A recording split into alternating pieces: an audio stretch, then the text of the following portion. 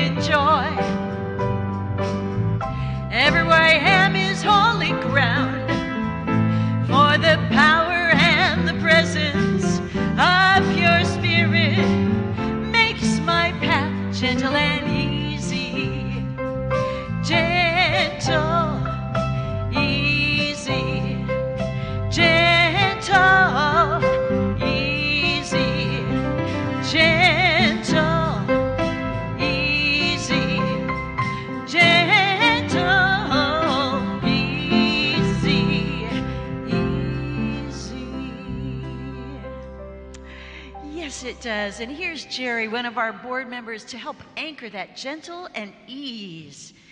E-ness. Thank you. Good morning to CSUB. And as Jennifer said, I'm Jerry Mason, a member of the Board of Trustees and the chair of our Facilities Committee. Please welcome for our musical pleasure, Shanna O'Brien and Greg Waterfall.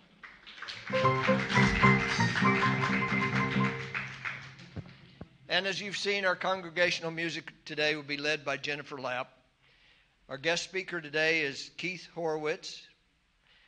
Keith's message title, God Talks to the Heart, is the answer to the question in our book of the month, can we talk to God? And perhaps we listen if we do listen. But you know, the first sentence in the book says we talk at God. And we all know what being talked at is like. If I ever heard Jerry Lee, I knew my mother had no interest in what I had to say. But so when we start to listen, we need to listen, as Keith is going to say, we need to listen with our heart, not our head. Whoops, Keith, did I just do your sermon? What are you going to do now? I want to thank Precy and Jose for doing our sound today. And of course, our musicians, Mel and Bob and Merritt. Do we have anyone here for the first time today? Or perhaps somebody that's been away for a while and has never received a package to learn more about the center? Oh, we're all old timers, especially me. And I want to thank our ushers today. I just realized I'd been recruited, and Teresa.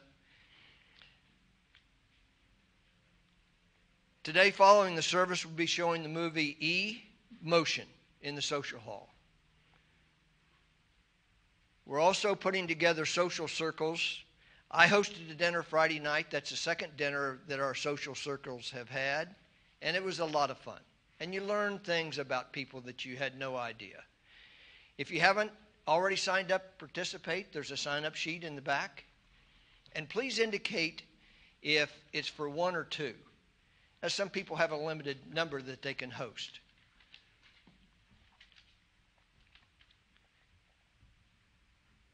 I'm organizing an addition. And I also want to encourage people to order a miniature brick. You know, I honored my sons, and I gave them a miniature brick, and I'm very proud. I had no idea that they prominently display that miniature brick at their home. On April the 19th, there will be a prosperity workshop. There's a sign-up sheet in the back.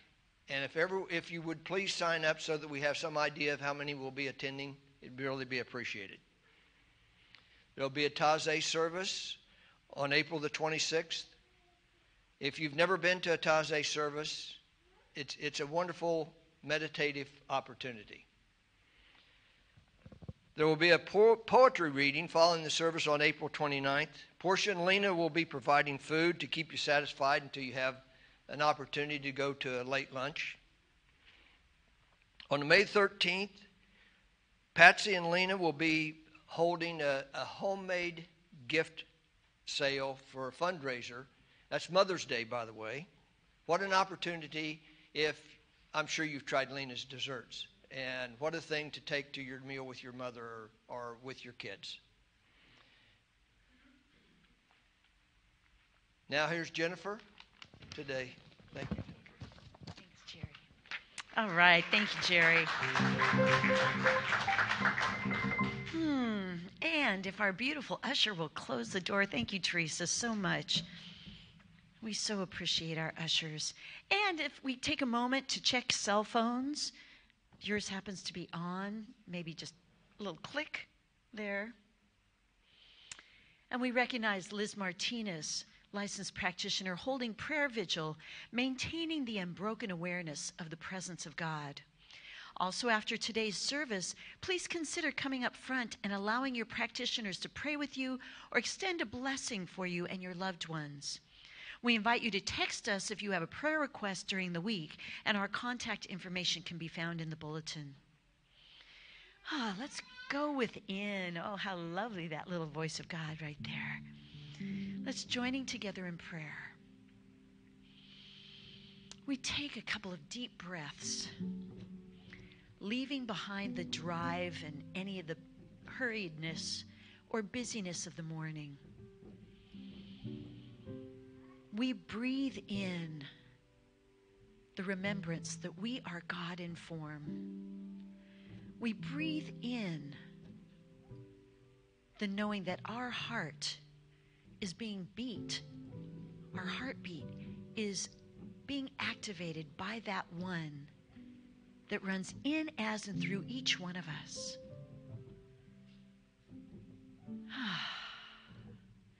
As we breathe that in, we let go of any busyness so that we can just show up right here, right now, fully. So again, how good it is to be in community of like-minded souls who are working on their own gentle and easy, ever upward, ever onward transformation, evolution into that just beautiful, open-hearted, willing to listen, willing to say yes being that is anchoring the heart of God right here, right now, not only in the center, but in our community, that everywhere we go, we choose to be intentional about opening our heart, about being that representative of that higher holy ground, being that representative of the huge, unfathomable heart of God. And then when we get triggered, any of that, we choose, instead of reacting, to respond, to respond. And we may have to take a moment, but we respond with the heart with which we would have others respond to us. Going back to the golden rule of doing unto others as we would have done unto us, loving others as we would be loved. For really, is that not our mandate here in this earth adventure? So we can bring light in the smallest of ways. Letting somebody go ahead of us in a store.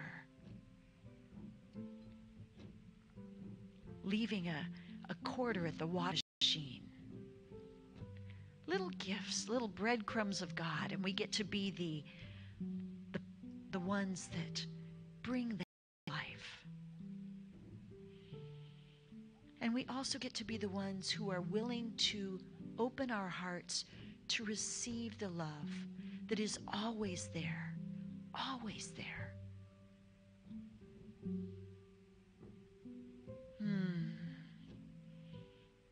So how great it is to come together, to remind ourselves and remind each other that that's what it's all about.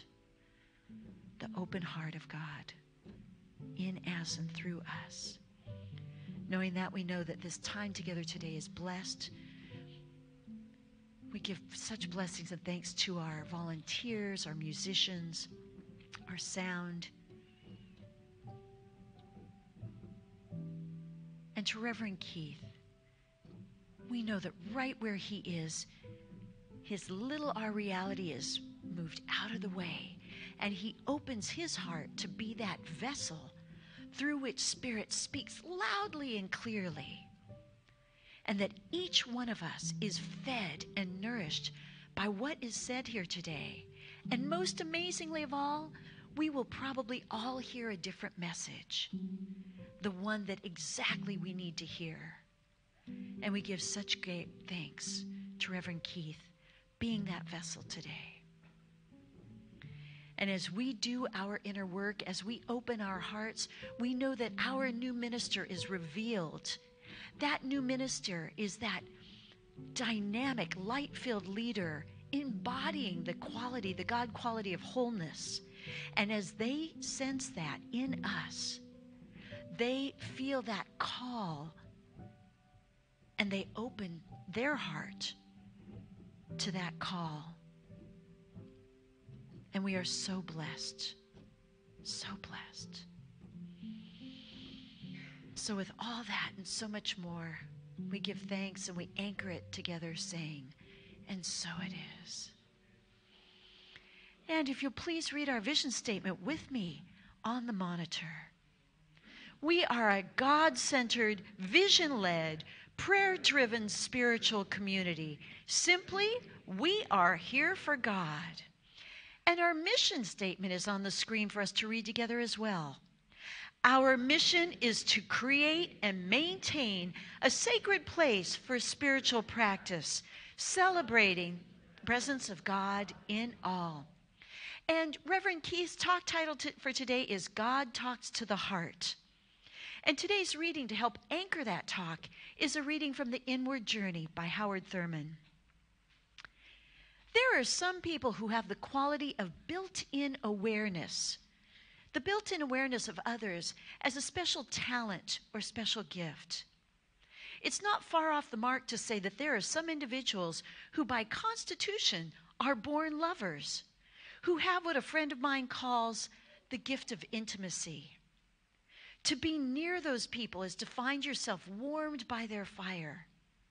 Their presence in the midst seems to activate in others a contagion of good feeling towards the world in general.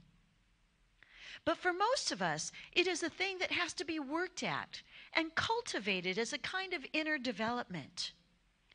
We have all experienced this warmth to some degree.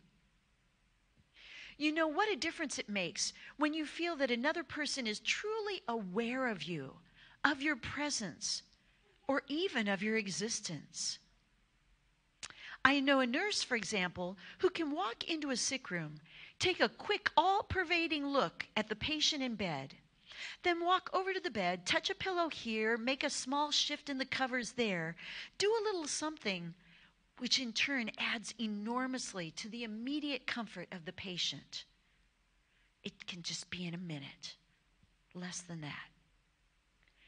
To be to another human being what is needed at the time the need is most urgent and most acutely felt. This is to participate in the precise act of redemption. The imagination, acting under the most stringent orders, can develop a technique all its own in locating and reporting to us its findings.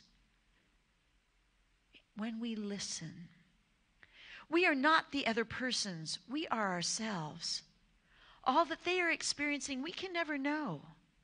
But we can make accurate soundings, which, when properly read, will enable us to be to them what we could never be without such awareness.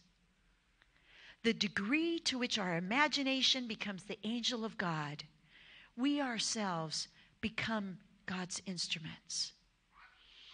Let's take a breath and just dwell in that.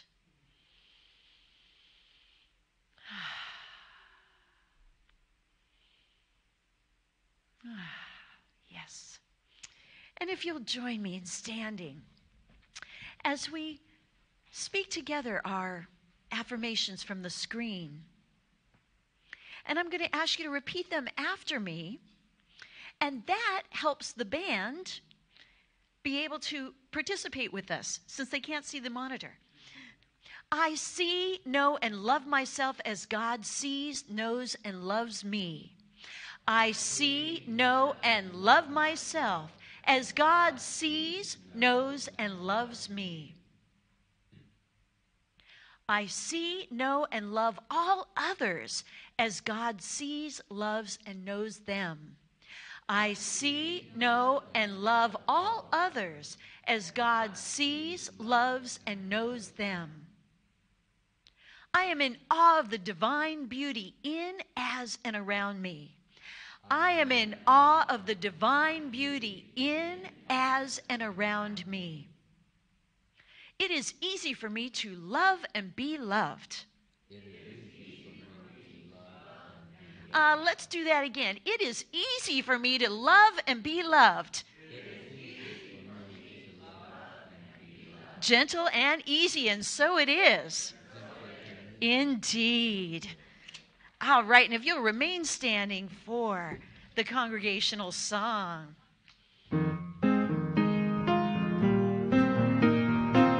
We can be thankful, we can be grateful. It's just a practice. I am one in the Spirit. I'm thankful, so grateful. I am one in the Spirit all around me. I'm thankful, so grateful. I trust in God. I surrender, I surrender. I am one in the Spirit all around me. I surrender, I surrender. I trust in God. I'm thankful, so grateful. I am one in the Spirit all around me. I'm thankful, so grateful. I trust in God. And being mindful that some people would prefer a handshake than a hug, if you'll take a minute to ask or feel into that, let's greet one another.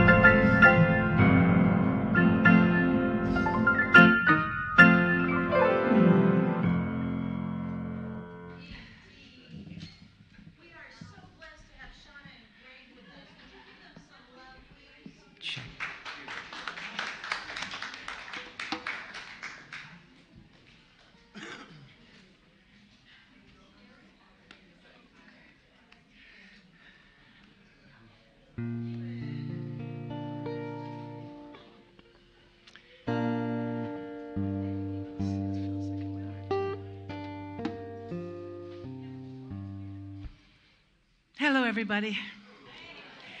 We are very happy to be here. It's always an honor to be here at the center with such wonderful, loving people around us. I'm Shauna.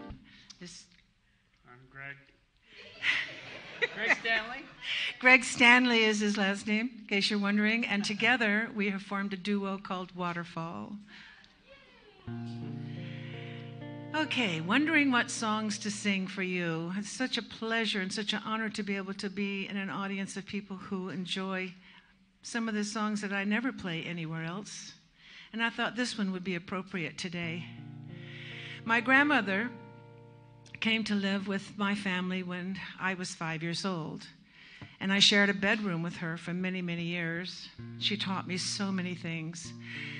And one day I was doing a cartwheel in the backyard. And she called me over after and she said, "Oh, that was so good, honey. I used to do cartwheels at the beach all the time." And it kind of opened my eyes there because I never pictured my grandmother doing cartwheels. But what it made me aware of is behind everybody's eyes, there's a young girl or a young boy with all these memories and things that we could do. And I've carried that with me my whole life. So I'd like to share with you now a song that I can sing to my grandkids. This is called Cartwheels in the Sand.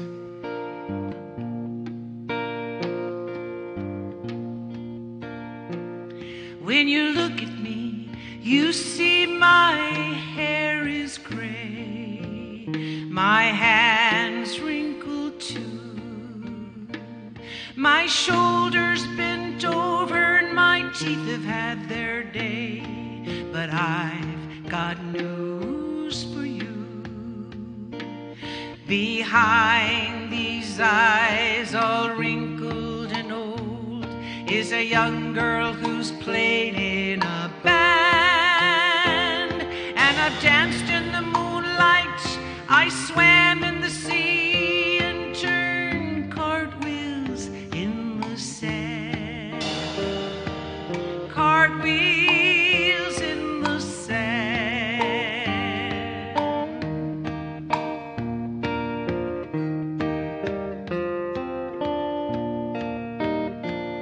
When you look at me, you see I'm moving slow as I'm walking next to you. My fingers, they tremble as I try so hard to simply tie your little shoe. But behind these eyes all wrinkled and old is a young girl who's played in a band. And I've danced in the moonlight, I've swam in the sea and turned cartwheels in the sand. Cartwheels in the sand.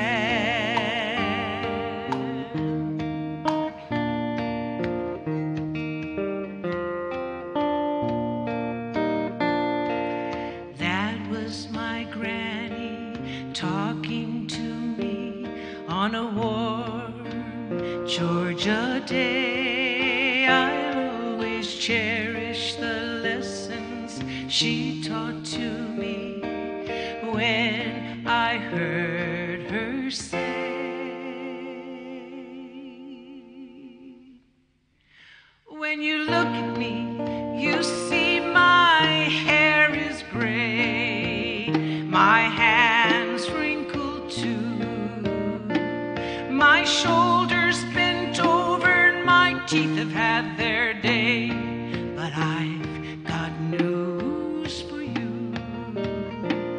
Behind these eyes all wrinkled and old is a young girl who's played in a band. And I've danced in the moonlight, I've swam in the sea and turned cartwheels in the sand. Cartwheels in the sand. Cartwheels in the sand.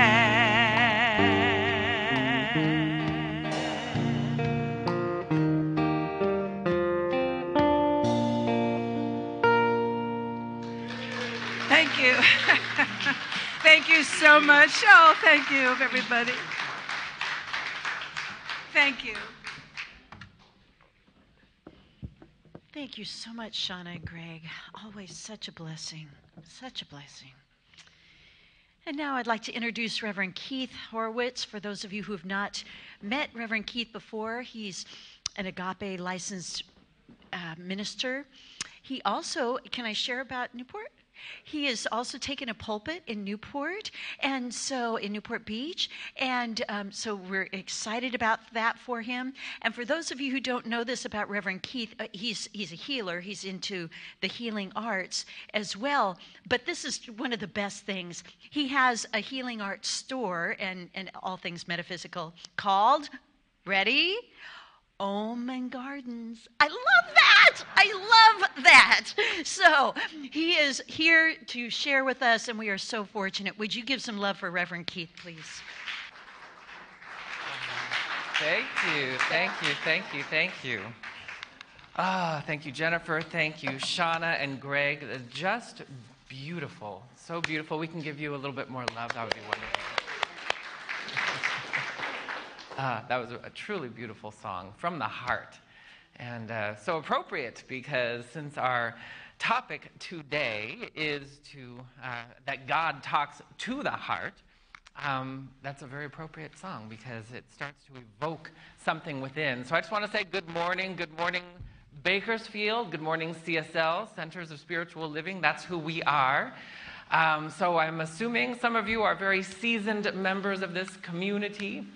And I'm grateful to be here today as sometimes I consider myself less of a minister and more of a cruise director, because a cruise director is one of those people that makes sure you have everything you need to have the best time possible. They tell you where to go and what to do and what's good, and they kind of get a feel for the way you like to do things so that you can cultivate the best experience. And that's kind of our walk with God. We're all here. Everybody knows that we're all here. Every single one of you sitting here, every single one of us on the planet, we are here to cultivate the enlightened master within us that already resides within us. This wasn't just for Buddha. It wasn't just for Krishna. It wasn't just for Moses. It wasn't just for Yeshua, also known as Jesus. It is for each and every one of us. That's what our community, that's what Centers of Spiritual Living is all about. It's about cultivating the light, the truth, the glory of God through you as an ascended master.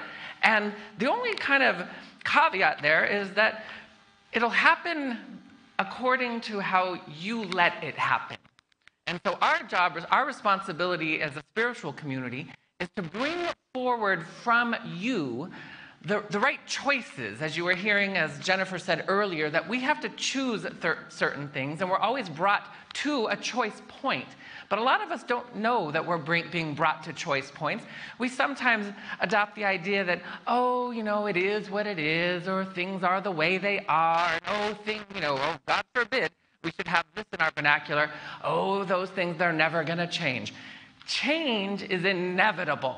We are on a path to getting the language of God, which matriculates down. If you want to kind of I'll give you a crash course on life force energy. Some of you have taken yoga classes and you've heard about the chakras and chi or prana.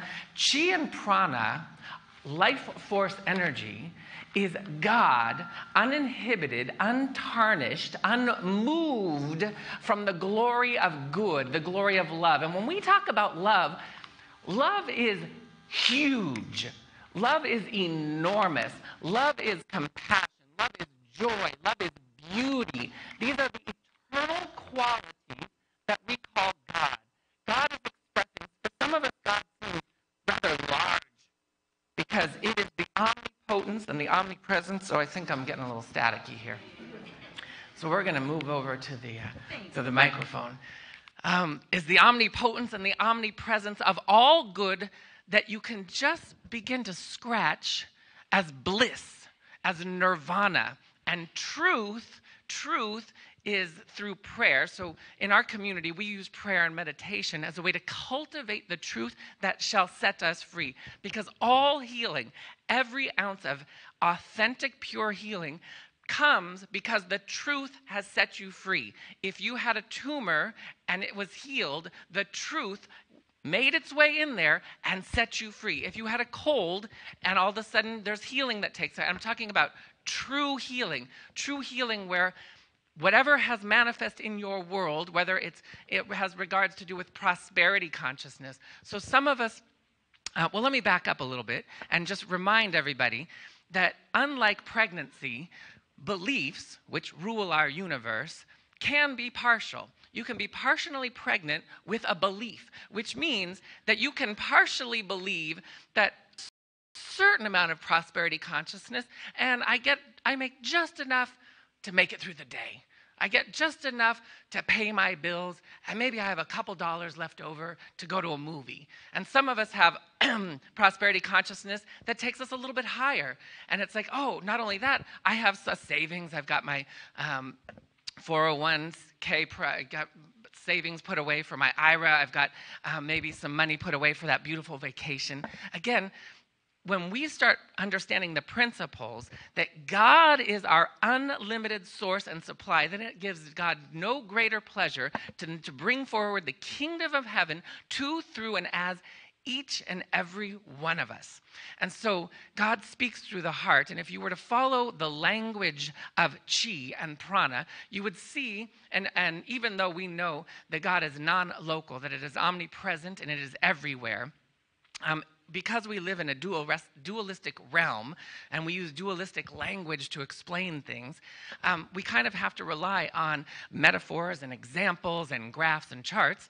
And so if you were to imagine up here in the outer edge of your auric field where your soul star energy is, that's the part of your anatomy that lives outside of time and space. You actually have, beyond your physical body and your heart organ and your lungs and your legs and the muscles and the bones and the ligaments and the tendons, of which some of us are familiar with, but some of us aren't too familiar with.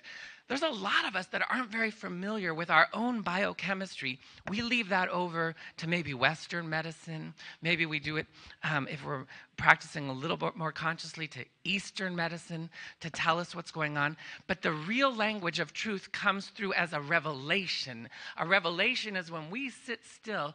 Oftentimes I think of that quote from Conversations with God that says, how can I tell you my truth when you won't stop telling me yours? And by yours, God's truth is the capital T truth.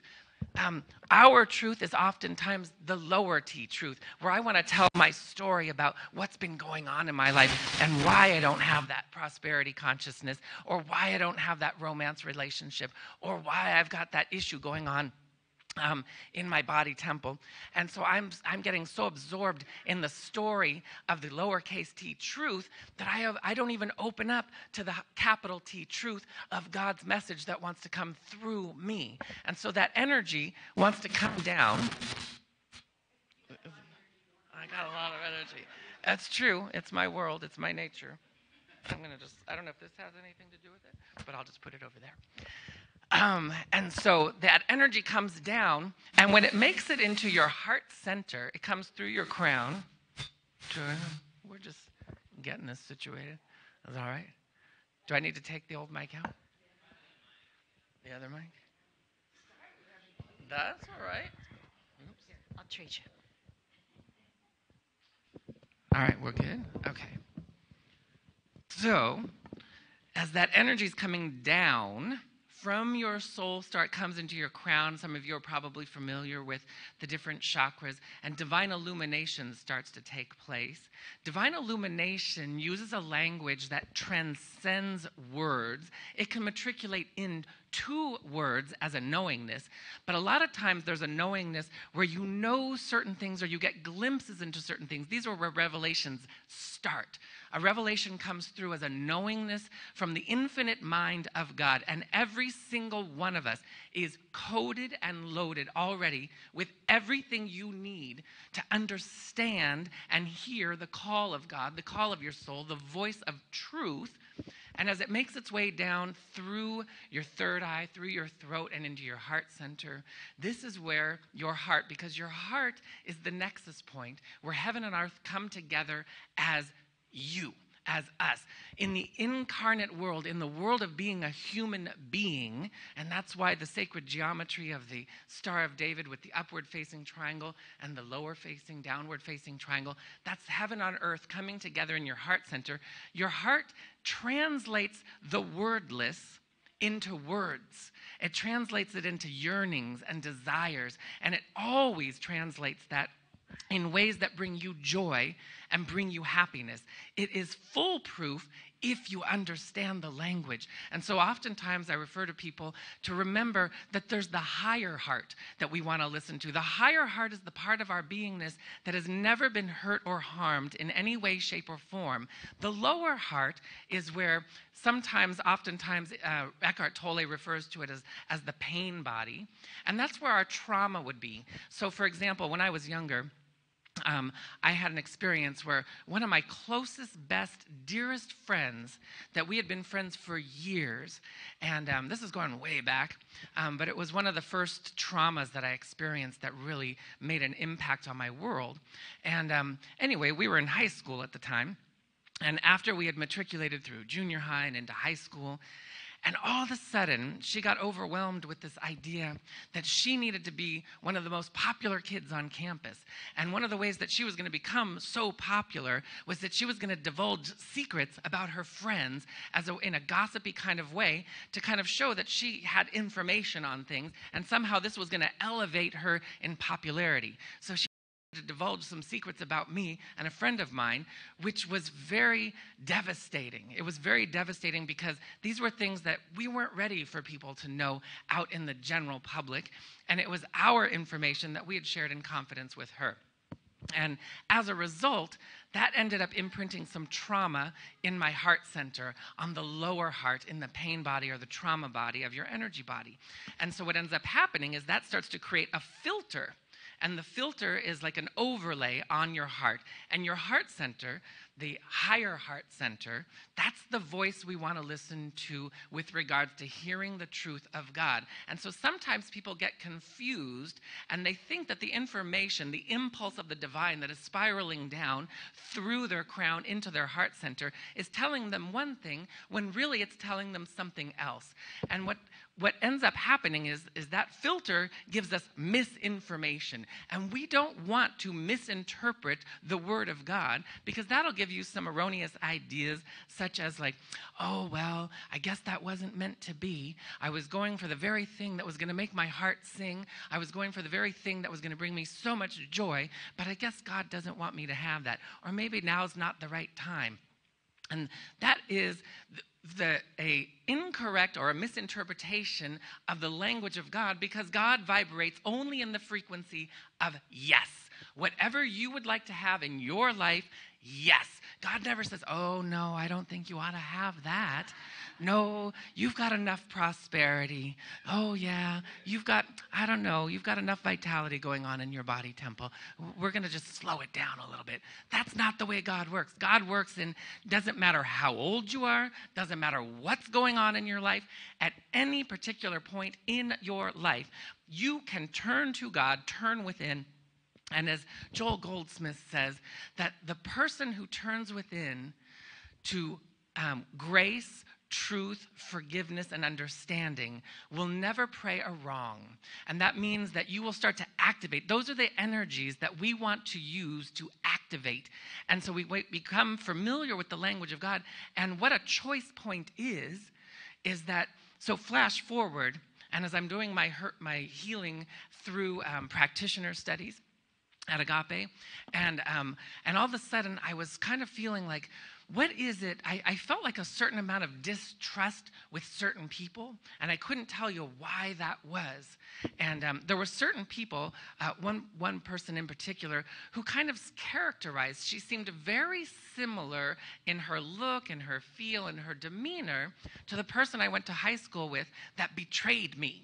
And so for some reason, I just felt like a little off, and I couldn't get as close to her as I maybe would have liked to, and I couldn't tell you why until I sat within and could determine the difference between the language of the lower heart or the trauma body and the language of the higher heart, because my higher heart was saying that I want to love you, and my lower heart was saying, no, there's something off about that person. And so what that can lead to is a habit, or it can lead to a way of being, such as avoiding. If you are experiencing anything where you like to avoid things, that's one of the warning signs that you're paying attention to the lower heart or the trauma body. And the trauma body will give you things like if you're pessimistic, if you're cynical, if you like to avoid, or if you have excuses as to why things can't be a particular way, then you know you're listening to the wrong voice. Because the voice of God not only says yes, but it will give you the pathway. It will part the clouds, and it will bring the illumination.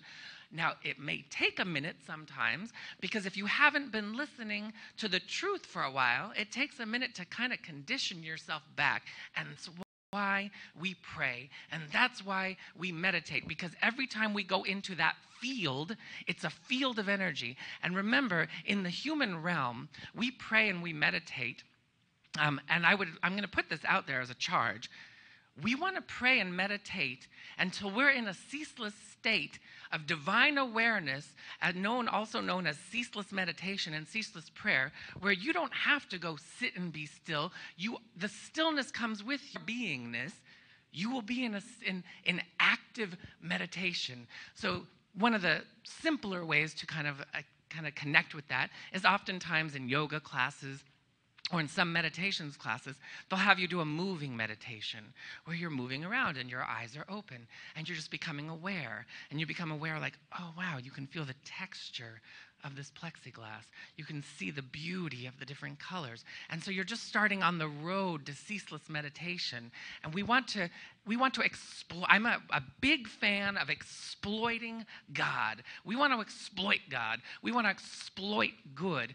And we exploit that with our choice. As we were talking about earlier, choice is an activation.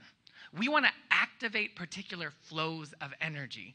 So if there's anybody out there who thinks, oh, spiritual meditation's hard, or pray, oh, I don't know, it's just so hard.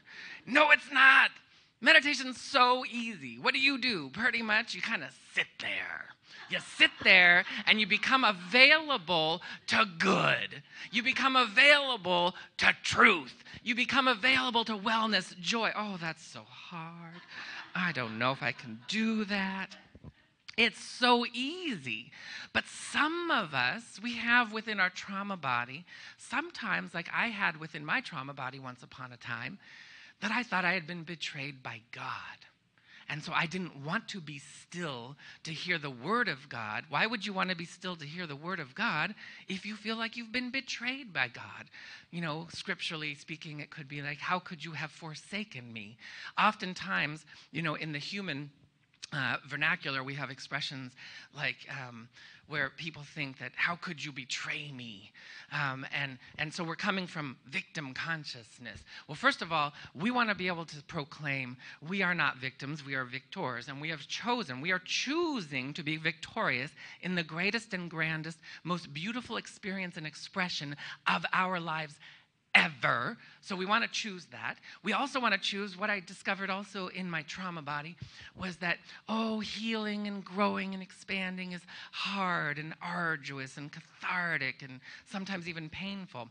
Well, that brings you to a choice point. It's like, okay, then let's activate the energies that say growing and healing and becoming more and more of who you truly are is easy and fun. And I choose to grow and heal and expand through love and through joy. Because I will tell you, and I'm pretty sure I mentioned this the last time I was here, your energy body is like a database on a computer, except 1 billion times more complex and more accurate. Your energy body keeps an accurate, absolutely precise record of every choice you've ever made from any dimension, from any incarnation, from any lifetime. Some of those choices I was telling you about that I thought God had betrayed me didn't come from this lifetime because I didn't have an experience where I felt God had betrayed me at this particular point in my life. It came from something I brought with me. And so as we start to become aware that some of these choices we made before we got here. And so any choice that we've made, because we live in the realm of free choice. And one of my favorite mentors in my life, a gentleman known as Stephen Thayer, who wrote a book called Interview with an Angel, and he channels the Word of God through Archangel Ariel, and he talks about how in the angelic realm, and angels being an aspect of God, if you look in Scripture and you see Archangel Gabriel as one of the messengers of truth, that's bringing, if you could imagine a prism, and then the light, let's just say there was this big brilliant light was God, and it was shining down on a prism, this beautiful faceted prism, and then there was rainbow colors of light shining out in every direction, and you would see the light of God refracting out as maybe a violet color or an emerald green color or a sapphire blue color, and you could harness one of those pieces of color. You could take the sapphire blue as the clarity of understanding God. You're harnessing a quality of the divine. And so angels represent a quality of God. And they don't have free will or free choice because they don't need it. There's no need. When you're in 100% compliance with the divine laws of creation and the absolute. Because in our teachings, we know that God is absolute, is 100% grace, goodness, joy, beauty, love. Again, just scratching bliss, nirvana. And so unless right now, if all of you are walking around and every day you feel blissed out of your gourd and you feel good in every part of your life, then you are enlightened and you are dismissed. You may go. If for any reason you are experiencing lack or limitation in any area of your life, I want to give you another warning sign for how God speaks through the heart, is that we want to become very aware of our excuses, and we want to become aware of a false positive. And a false positive is when things are kind of okay. I'm not experiencing any unusual pain. I'm not experiencing a whole stack of bills that I can't afford to pay right now. I just paid everything. Everything's good. I haven't gotten in an argument with anybody. And so I feel like, okay, I'm good. I don't have to do my spiritual work right now. That's actually the best time to do our spiritual work, to turn within, is when we're feeling pretty good, because you can access the truth much easier. When you're all triggered, as Jennifer was talking earlier, a response versus a reaction. When you're in reaction, sometimes the first thing that comes to mind is you want to punch that person in the face. And that's not coming from the higher heart. I can tell you right now, that's one of the signs. If you want to punch someone in the face, or if you need to be right, if I need to be right.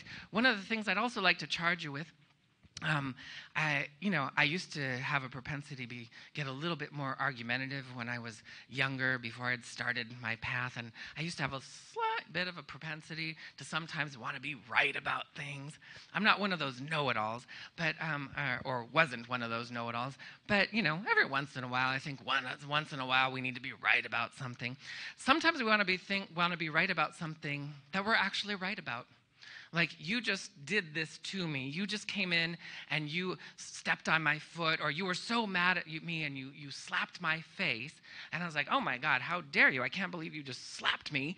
And it's like, I could be right that you just did something. A comes in and maybe they're blaming and shaming you. And maybe they're even doing what oftentimes in our spiritual community we become very aware of in others, is that they're projecting onto us. And sometimes when people project onto us, one of our immediate reactions is, oh yeah, well what about you, blah, blah, blah, blah, blah, blah.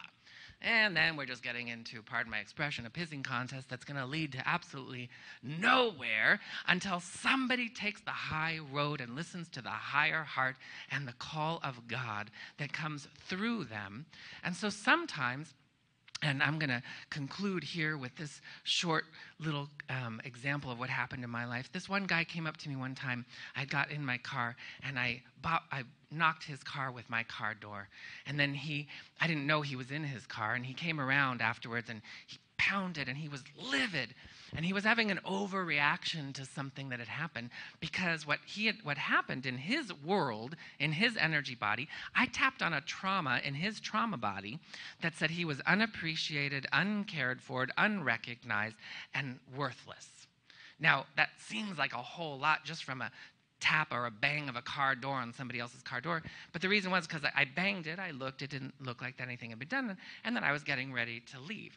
Unbeknownst to me, he was in the car. So he's pounding on it, and he's raging at me, and the rage is out of proportion to what had happened. And so he rolls down the window, and he starts yelling at me and telling me how awful I am, and telling me that I was a-hole, and telling me all these kind of derogatory comments of how selfish I was and all that. And as that energy is coming towards you, when anger energy comes towards somebody, if there's something to land on within your body, then you'll go into fight or flight. And I landed on something because I felt like I had to protect myself from this madman. And then I was like, okay, wait a minute. I can see all the telltale signs, and so I just shot up a prayer, and I just said, God, I need to know the truth of what's going on here.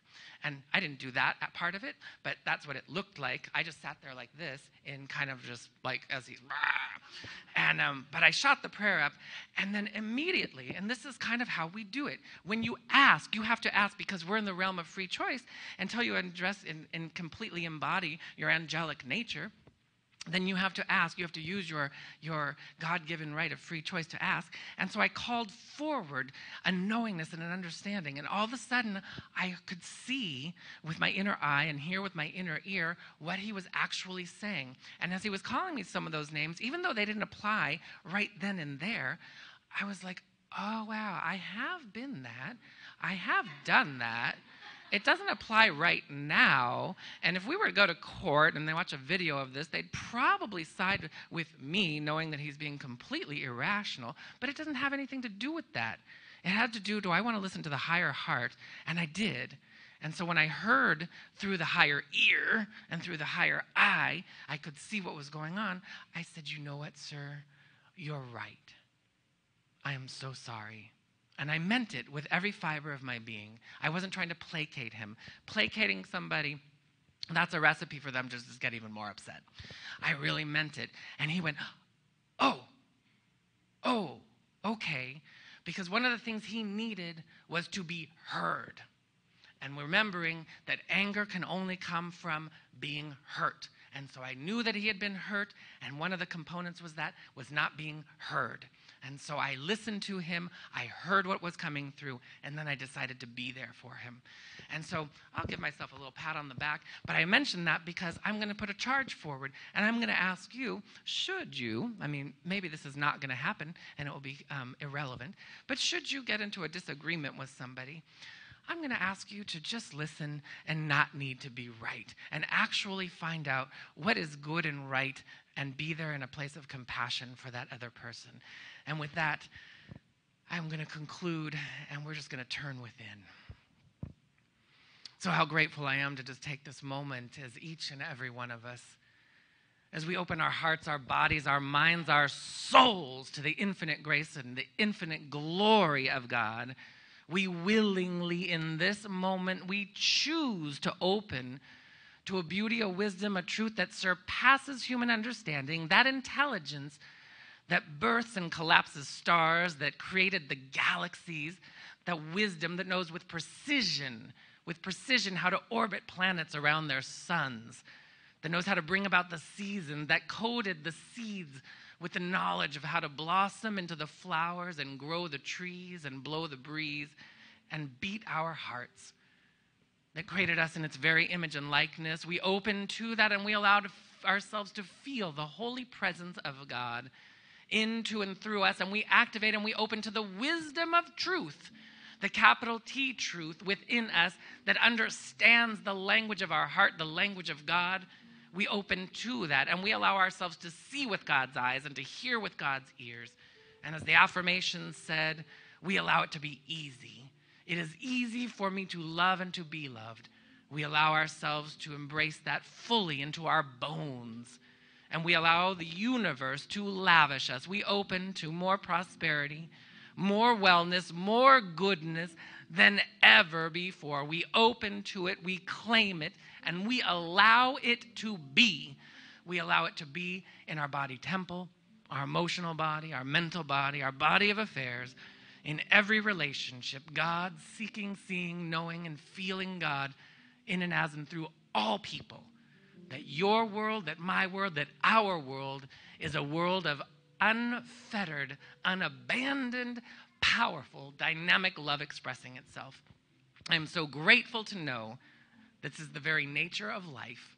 It is the very nature of our core beingness, and it is from a place of gratitude and deep and devotional and abiding thanksgiving that we accept this joyfully, beautifully, brilliantly, blissfully into our heart, body, mind, and soul, and we let it express itself elegantly, and we accept it by saying, and so it is. Amen.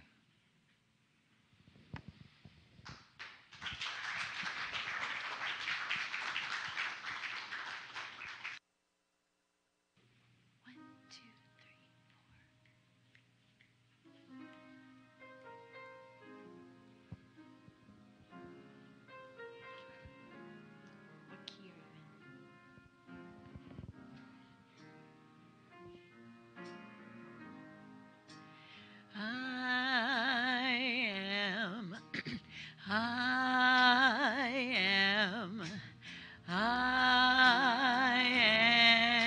am loved.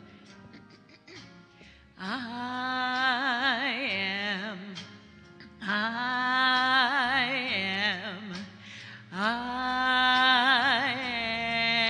am loved. The love of God is in my life. I am loved. I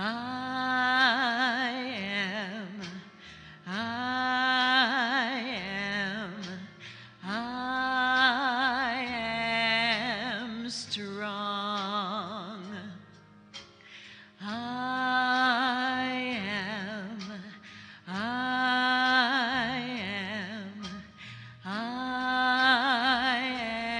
am strong. The love of God is in my life. I am strong. I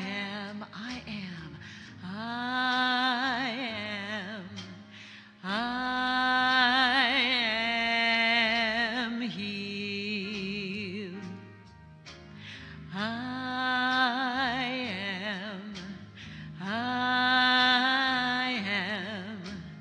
I am healed. The love of God is in my life. I am healed. Let's anchor that. I am.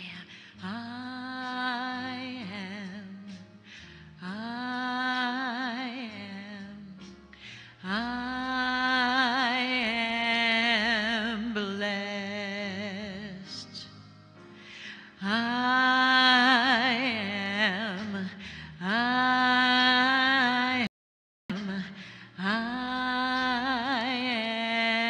am blessed. The love of God is in my life. I am blessed.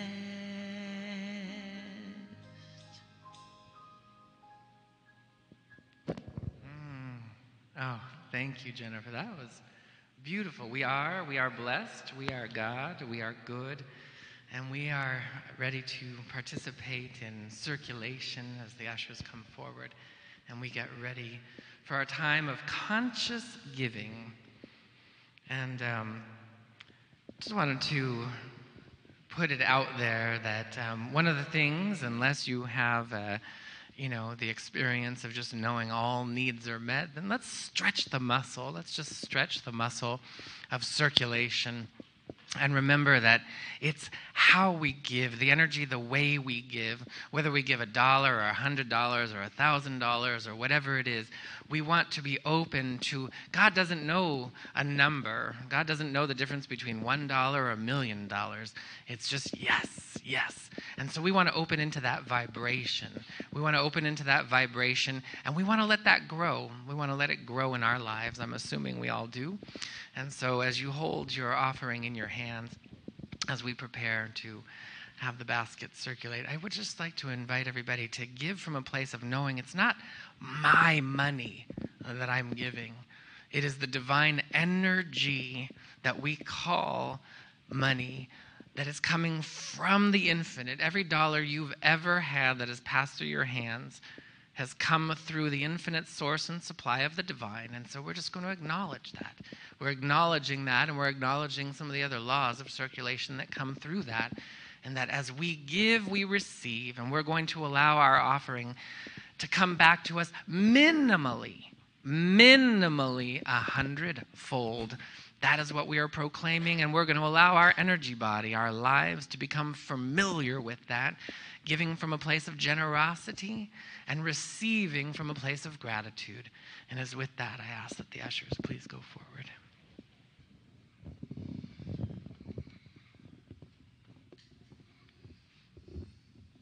That was wonderful, Reverend Keith. That was I love to listen to Reverend Keith. His energy, his enthusiasm, just brings tears to my eyes. He was talking about moving meditation, and this song was inspired by the fact that I believe that God breathes in each one of us. So inhale, exhale, inhale. This is called breathe.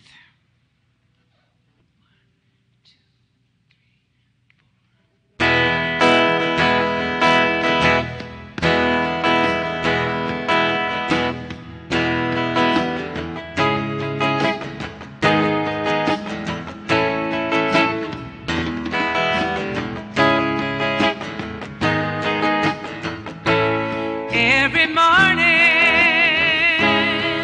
I wake up and I look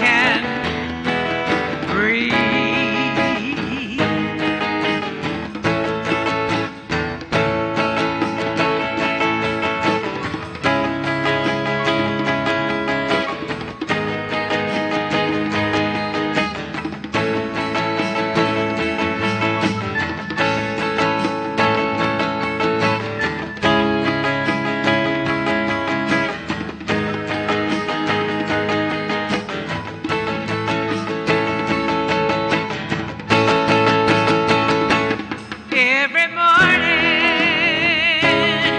I wake up and I look outside my window at the sunlight in the trees, and I'm so thankful, oh yeah, thankful I can breathe. I'm thankful I can breathe. I'm thankful I can breathe.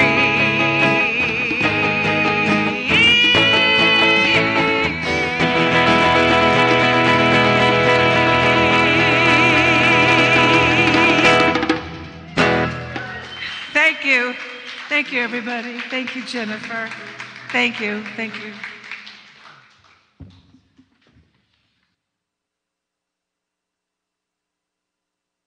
Oh, how beautiful. I am thankful. I'm thankful for that song. Thank you very much, Shauna and Greg. Another round of applause. Thank you very much.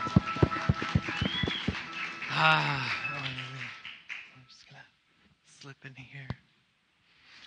And as we receive the tithes and these blessings, I'm going to invite you. Oh, some of you are already ready. Got the hands ready.